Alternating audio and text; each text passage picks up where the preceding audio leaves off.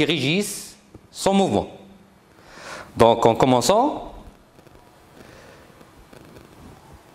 il y a vecteur vitesse et vecteur accélération.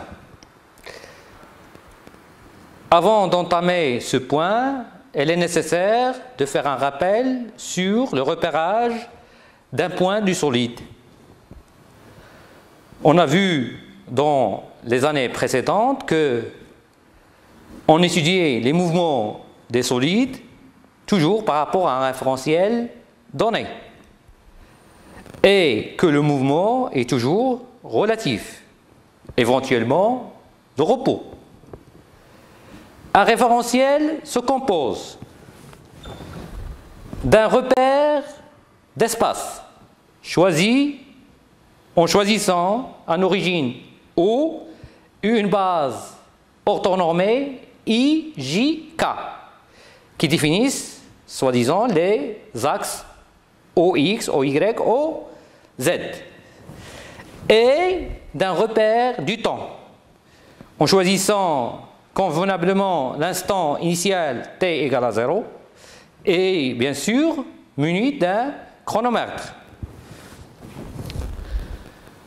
Pour repérer les points, pour déterminer la position G d'un point mobile A par rapport à OJ ou à un référentiel OIJK, on doit déterminer ce qu'on appelle le vecteur position OG qui n'est d'autre que la somme de X fois I plus Y fois J plus X Z fois K.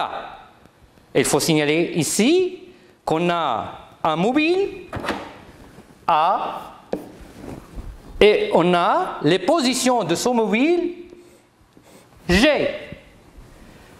Et le mouvement se fait bien sûr en se référant à un référentiel OIJK.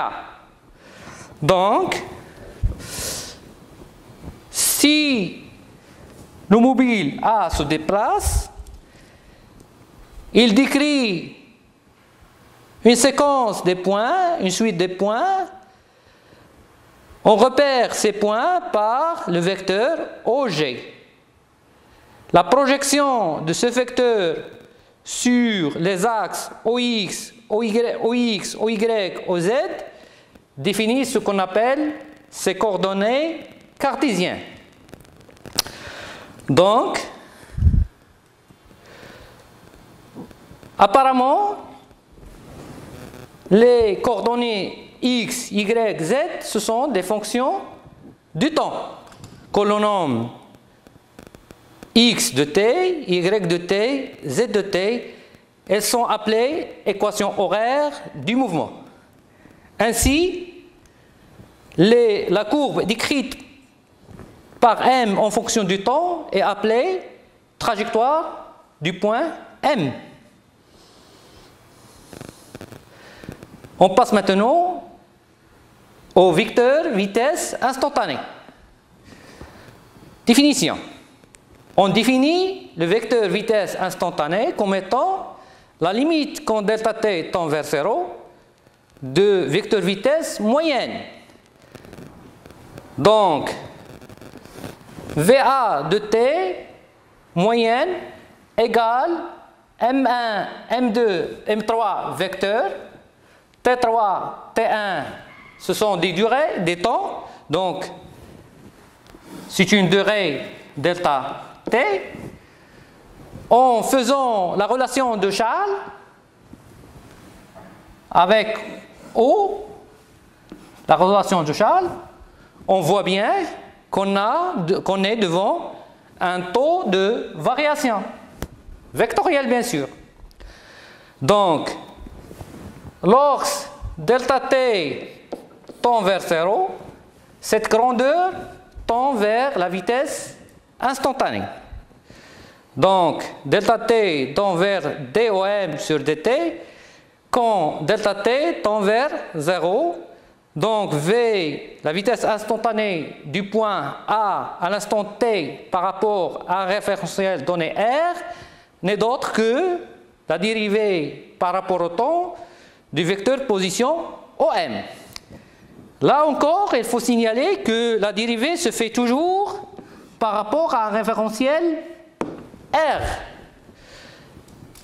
Donc, on passe maintenant. Donc, le vecteur vitesse, elle est tangente à la courbe. On peut tracer la tangente en ce point.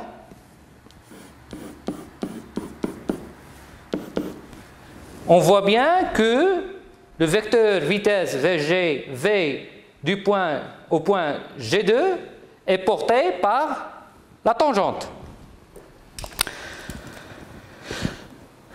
Donc, par définition, finalement, on définit le vecteur instantané à l'instant t comme étant la dérivée par rapport au temps du vecteur position OG.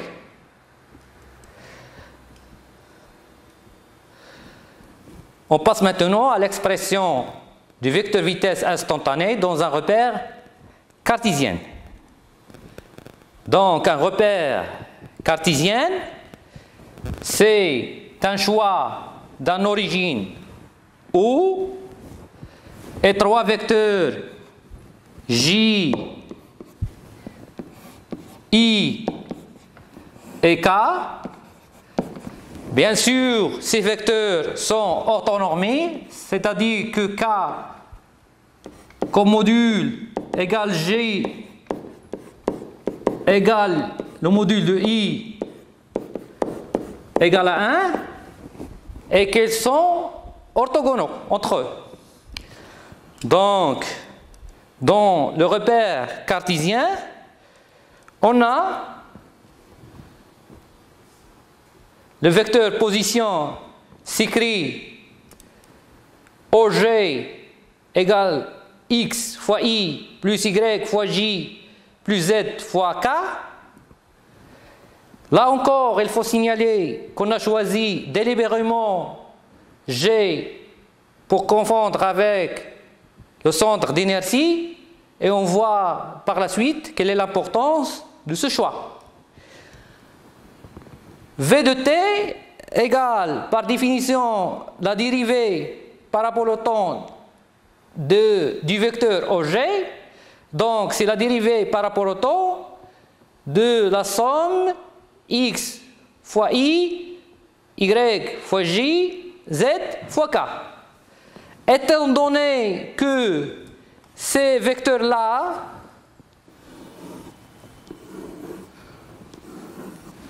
sont des vecteurs fixes dans le référentiel choisi, dans le repère cartésien choisi, donc leurs dérivés consécutifs seront nuls, bien sûr. On a donc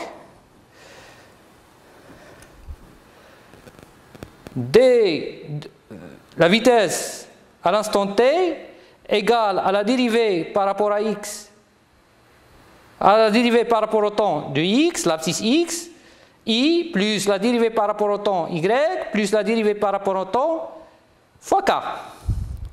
Ou, bien évidemment, v égale vx i, vy j, vz k. Bien sûr, vx, vy, vz sont les composantes respectives de vecteur vitesse par rapport à OX, par rapport à OY et par rapport à l'axe OZ.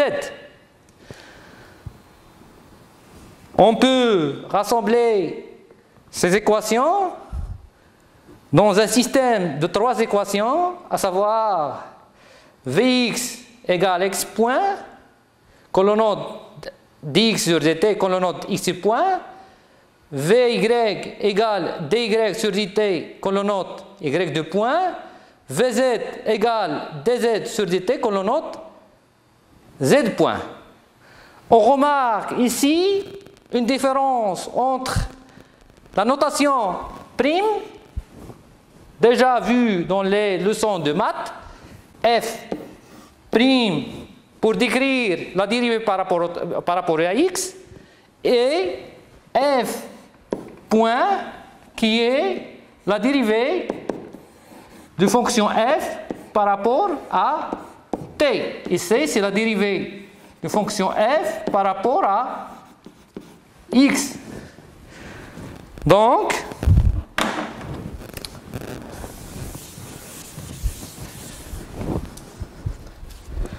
en mathématiques, on démontre que la norme de v, ici, n'est pas le vecteur, mais la norme égale à la racine carrée vx à la puissance 2 plus vy à la puissance 2 plus vz à la puissance 2, ou tout simplement x de point à la puissance 2 plus y de point à la puissance 2 plus z de point à la puissance 2.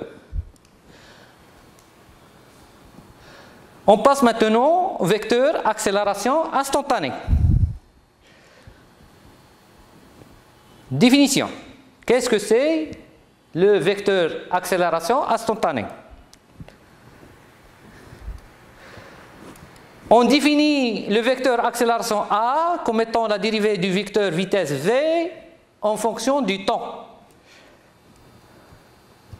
Donc, A, vecteur, égale à la dérivée première de vecteur vitesse v, ou bien égale à la dérivée seconde du vecteur position OM, puisque v égale à la dérivée première du vecteur position OM. Ici, toujours, on remarque, on signale que ces dérivées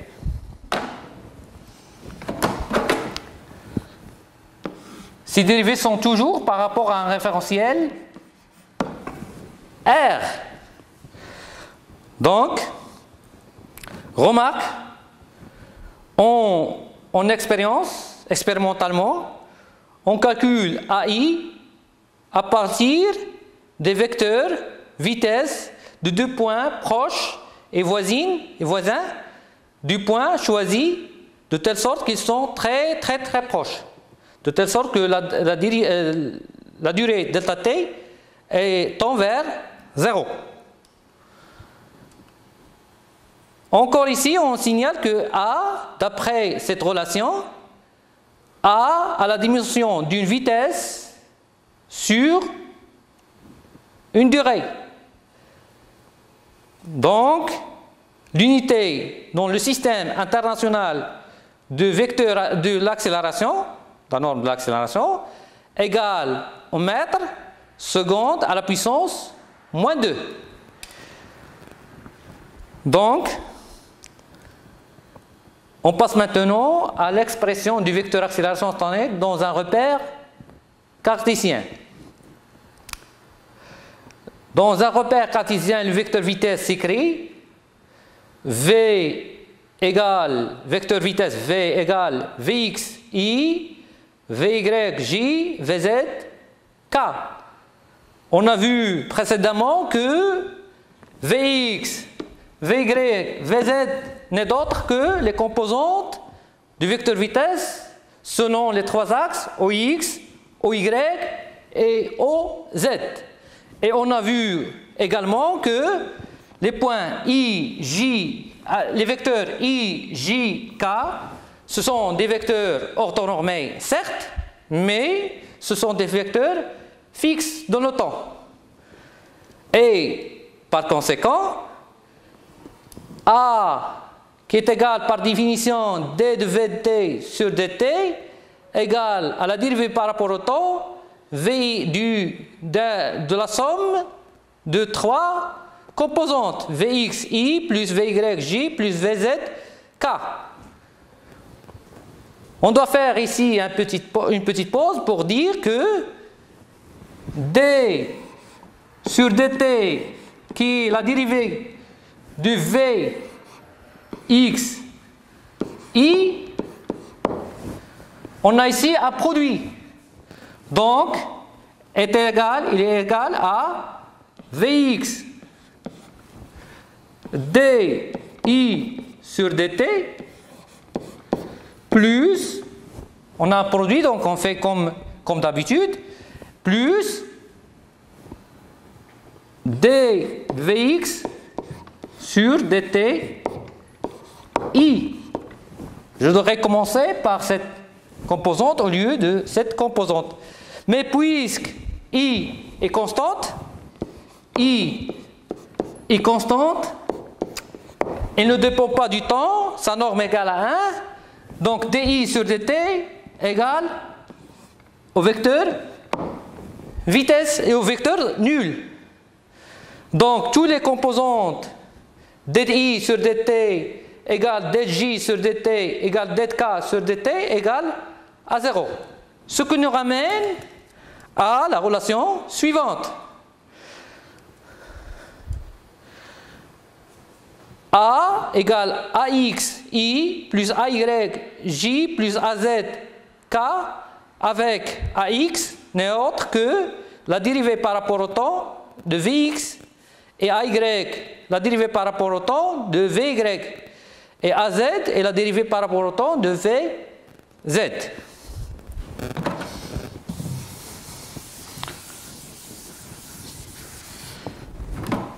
On signale également que dv x sur dt égale à d sur dt qui est la dérivée de Vx qui est égal à d sur dt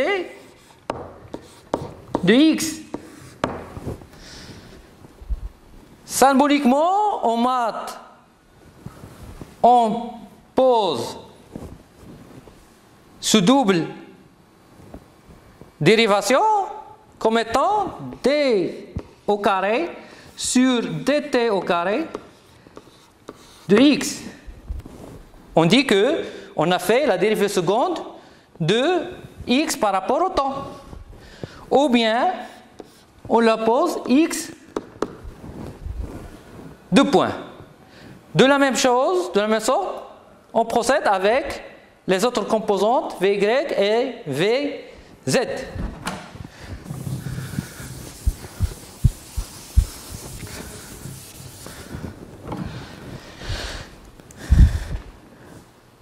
Donc ces trois relations,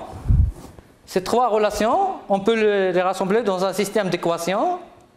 AX égale x deux points, AY égale y deux points, AZ égale z deux points. Ou bien AX égale d de Vx sur dt, AY égale d de Vy sur dt, ou bien AZ égale d de Vz sur dt.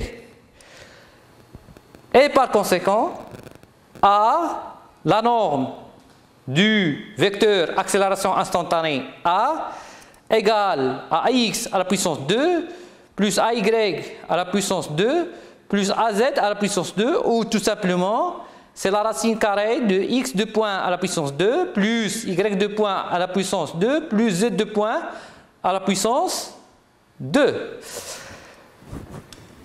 On passe maintenant à l'expression de A dans un autre repère, dans une autre base qui s'appelle la base de Freinet.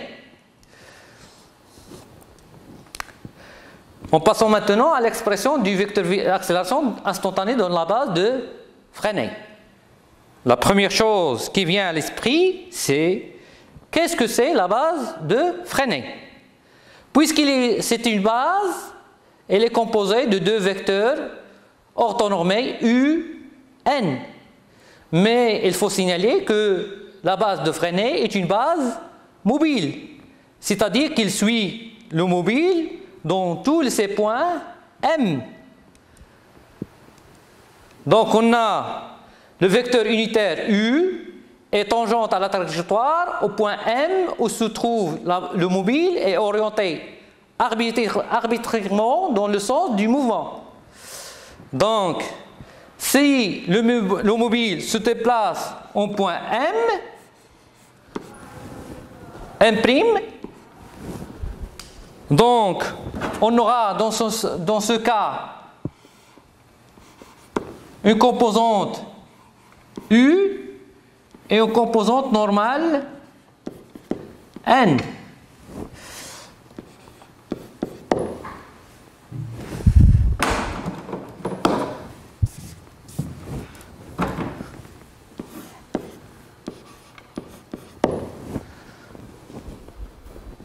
Donc le repère ou la base, plutôt, pardon, la base de Freinet est une base mobile. Le vecteur unitaire n est normal à la trajectoire et orienté vers l'intérieur de la courbe. Donc le vecteur n est toujours orienté vers la concavité positive, c'est-à-dire vers l'intérieur de la courbure de la trajectoire. On peut démontrer que le vecteur accélération A, par définition, qui est égal à la dérivée par rapport au temps du vecteur vitesse V, se décompose en deux composantes, A de t plus A de n, une composante tangentielle et une composante normale. Donc A de t est une composante tangentielle, c'est parallèle à la tangente, tandis que AN est une composante perpendiculaire à la trajectoire. A de t, elle est portée par U, tandis que AN est porté par N. On peut démontrer que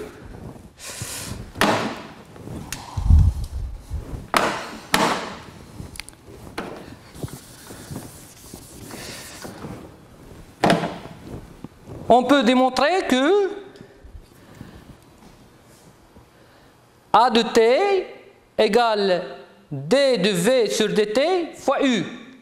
Dans ce cas, il faut faire attention que v de t n'est pas le vecteur vitesse, mais la norme du vecteur vitesse.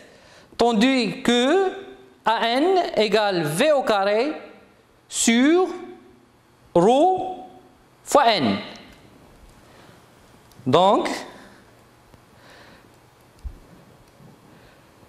AN égale V au carré sur ρ fois n est la composante normale à l'accélération avec ρ et le rayon de courbure. Deux cas très particuliers se présentent. Le premier, c'est lorsqu'on a un mouvement circulaire. Dans ce cas, la courbure, la trajectoire est circulaire, donc on a ρ égale à R, le rayon du cercle. Le deuxième cas qui se présente, qui était assez particulier lui aussi, c'est le cas du mouvement circulaire uniforme. On a circulaire, c'est relatif à ρ égale à R, uniforme, relatif qui ne change pas de vitesse.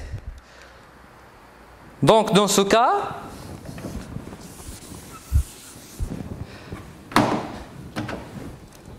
circulaire, on a ρ égale à R, uniforme, on a V égale une constante. Donc, d de V sur dt égale à 0. Donc, A de t égale à 0. Pardon. Donc, A de t égale le vecteur nul. Il faut différencier ici entre ce qu'on veut dire par nul quand on parle des vecteurs et ce qu'on veut dire par nul quand on parle des scalaires.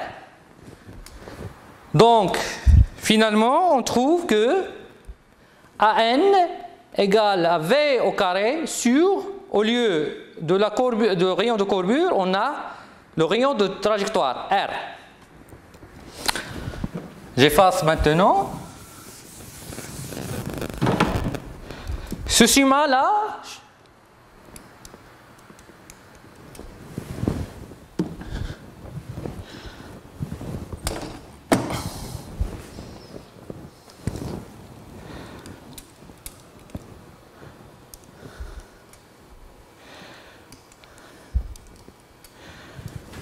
donc je passe.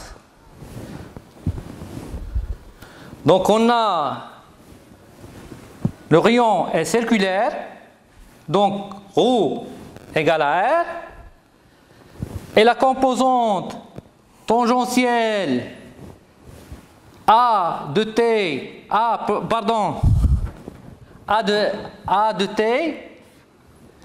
de T égale à 0.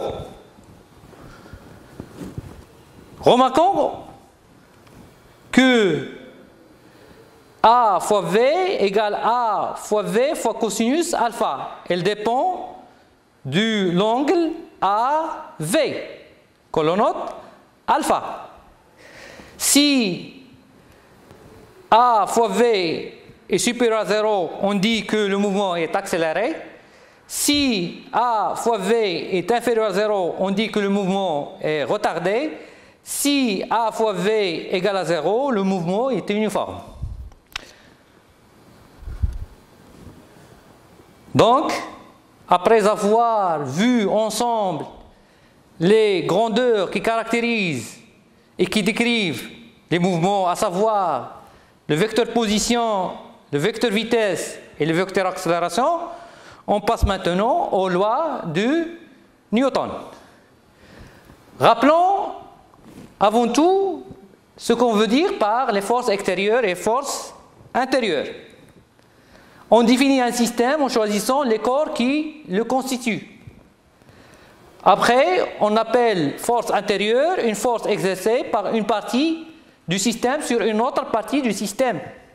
Tandis qu'une force extérieure est toute force exercée sur le système par un objet n'appartenant pas au système. J'explique. Si j'ai un système ici. Un point A exerce une force sur le point B. Cette force est une force intérieure. Tandis qu'un point C exerce une force sur B, cette force-là est une force extérieure. Parce que C n'appartient pas au système. On a vu qu'un système est pseudo-isolé si les forces extérieures qui exercent sur lui se compensent. Mathématiquement parlant, on dit que sigma des forces extérieures égale à 0. Passons maintenant à la première loi du Newton ou principe d'inertie. L'énoncé. Dans un référentiel galiléen, si la somme des forces extérieures qui agissent sur un système est nulle, sigma des forces extérieures égale à 0, alors le centre d'inertie de ce système possède un mouvement rectiligne uniforme, le vecteur vitesse G du centre d'inertie est alors constant, ou bien le système, le point G est au repos. Sigma F égale à 0 implique dans un référentiel galiléen que VG est une constante. Qu'est-ce que c'est les référentiels galiléens? Justement, ce principe d'inertie nous renseigne sur la nature des référentiels et on peut dire qu'un référentiel est galiléen si la première loi de Newton est validée. Donc, on appelle référentiel galiléen ou un référentiel d'inertie un référentiel dans lequel le principe d'inertie est vérifié. On a 3 exemples courants de ce type de référentiel, sont les référentiels héliocentriques d'origine O qui coïncide avec le centre du Soleil. Il y a le référentiel géocentrique et il y a le référentiel terrestre. Donc, chacun de ces référentiels peut être considéré comme un référentiel.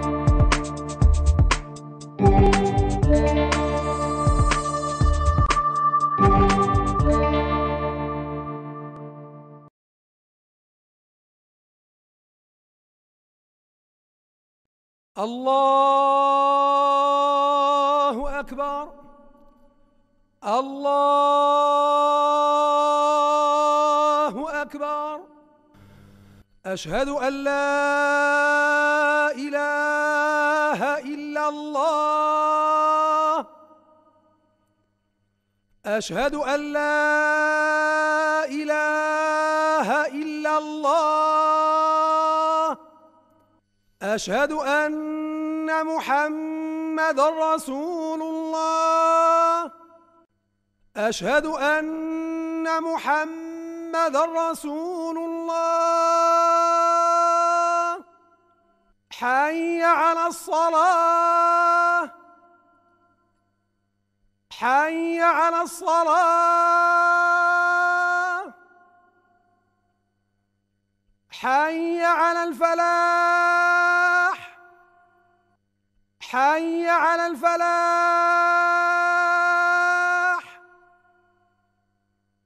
الله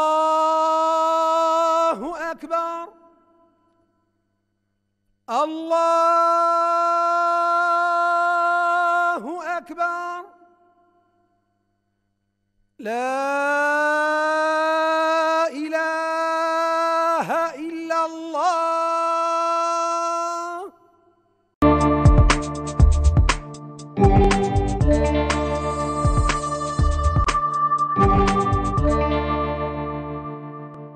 Référentiel galiléen selon les caractéristiques de l'étude, à savoir les forces et les durées d'étude.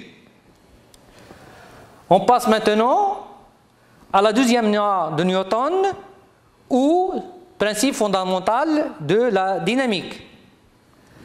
L'énoncé.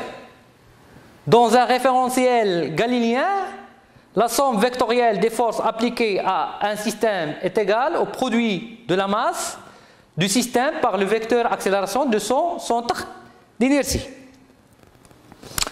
Donc, mathématiquement, on dit que sigma F extérieur égale M A G vecteur. Donc,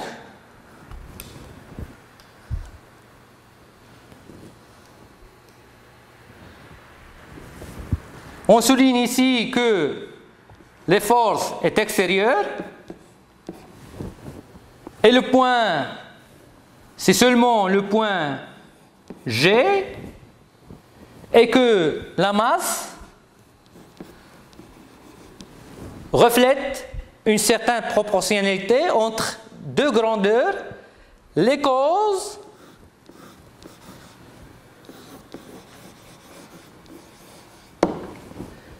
et les effets.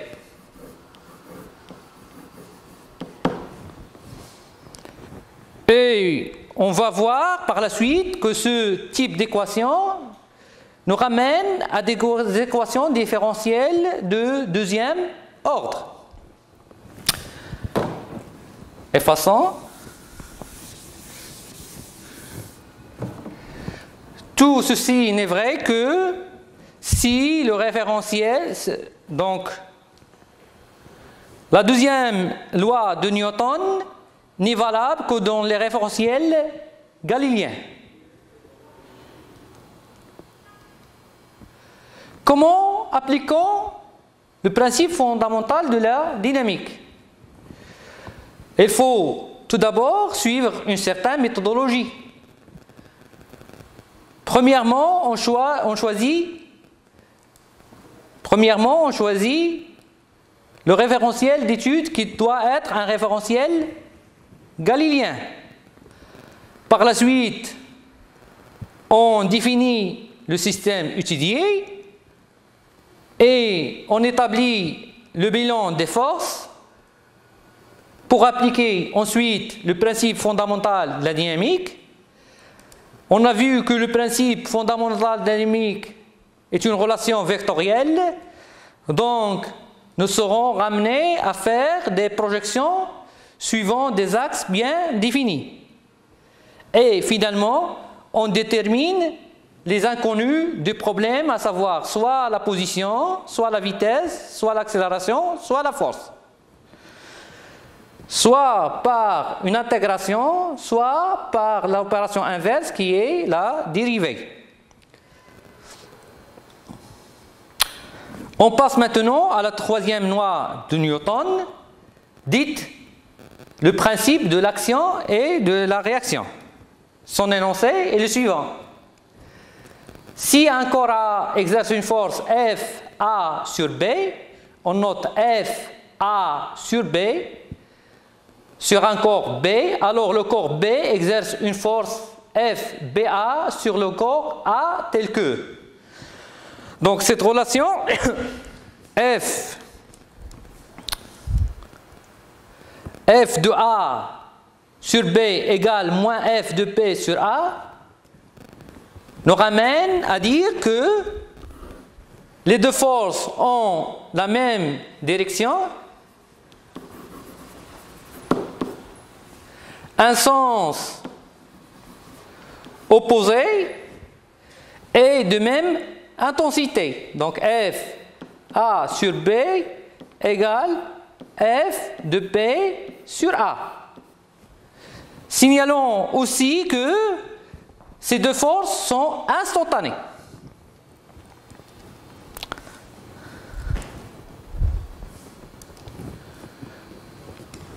Et façon pour passer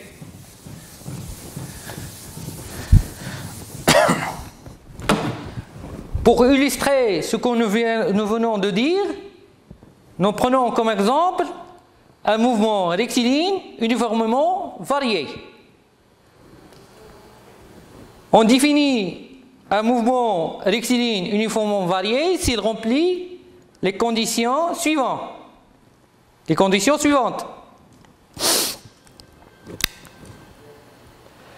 Donc, son vecteur d'accélération doit être constant, hg, et la trajectoire est rectiligne. Pour ce type de mouvement, les équations RR, le principe fondamental de la dynamique nous donne une équation différentielle. Pour l'intégrer, il faut connaître ce qu'on appelle les conditions initiales. C'est la position à l'instant t égale à 0 et la vitesse à l'instant t égale à 0. On pose kx égale à t égale à 0, x0. Et v, la vitesse, égale v0. Le mouvement est rectiligne, donc OG égale x fois i, v, le vecteur v égale v fois i. Le choix de l'axe i, de l'axe OY, n'est qu'un choix arbitraire. Donc on a d de a sur dt égale dv. Donc, la relation est vectorielle, puisque I est identique, on passe à une relation scalaire, et par intégration, on aboutit à donc par une intégration successive, on aboutit à une équation V égale A fois T plus V0. On voit bien que la relation est une relation affine. Pour ce qui concerne V égale d de OG sur dt, c'est-à-dire la dérivée par rapport au temps de OG, donc puisque V et OG ont le même vecteur, elles sont portées par le même vecteur, donc on peut dire que V égale d de x sur dt, le reste n'est d'autre que des opérations d'intégration. X, d'où finalement x égale cette relation. On voit que cette relation est de deuxième ordre par rapport au temps, tandis que V est de premier ordre par rapport au temps. On va voir dans les séances prochaines comment les lois de Newton et les grandeurs qui décrivent les mouvements de solides nous mènent à voir et expliquer plusieurs phénomènes. Et à plus.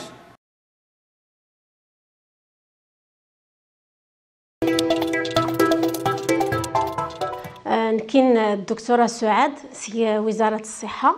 الحالات الفيروس كورونا دا ديك الشمس ما زيرتنا مؤخرا تخلق الخوف غرم الدن كلتن إخصاء تيسان إسلا الفرق إنجر الفيروس نا يتموتو انفساع دودا إنقان الفيروس كورونا دا سيديست جين بهران نيمودان دمدن نازا سيمردن دا يتموتو بهرا إنجر مدن ودا يتموتو في ساعة إنجر مدن إيه وليني إخصاء أنفهم ما خليك دا يتموتو في ساعة